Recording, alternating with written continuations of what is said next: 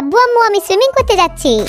ভালো হয়েছে, আমরা আমাদের মেয়ের জন্য সুইমিং ডাক নিয়ে এসেছি। আজকে ও কত খুশি।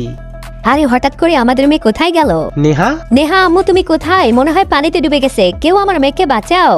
আল্লাহর রহমতে আমাদের মেয়ে ঠিক আছে, না হলে ওকে তো আমরা হারাই ফেলতাম। সাঁতার কাটার জন্য এরকম জিনিস ব্যবহারের ফলে অনেক লোকের সাথে এরকম দুর্ঘটনা ঘটেছে। উপরের শরীরের ওজন বেশি হয়, মানুষ এটার নিচে পড়ে যায় আর পিছলে যায় এবং ডুবে যায়। এজন্য অবশ্যই সাঁতার কাটার জন্য লাইফ জ্যাকেট ব্যবহার করা উচিত। শোনো, সাবধানে যেও, একটু আগেই বৃষ্টি হলো, রাস্তা মনে হয় অনেক পিচ্ছিল হয়ে গেছে। আরে চিন্তা করো না, আমি ভালোভাবেই চালাবো। আরে নিলয় ভাই কেমন আছেন? ভালো আছি। আরে সামনে দেখো।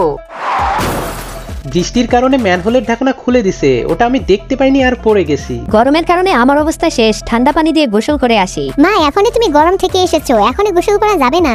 গরম থেকে এসেছি এজন্যই তো গোসল করতে যাচ্ছি। অতিরিক্ত গরমে ঠান্ডা পানি দিয়ে গোসল করার কারণে ক্যার ব্লাড প্রেশার কমে যায়, এজন্য সে মাথা ঘুরে পড়ে যায়।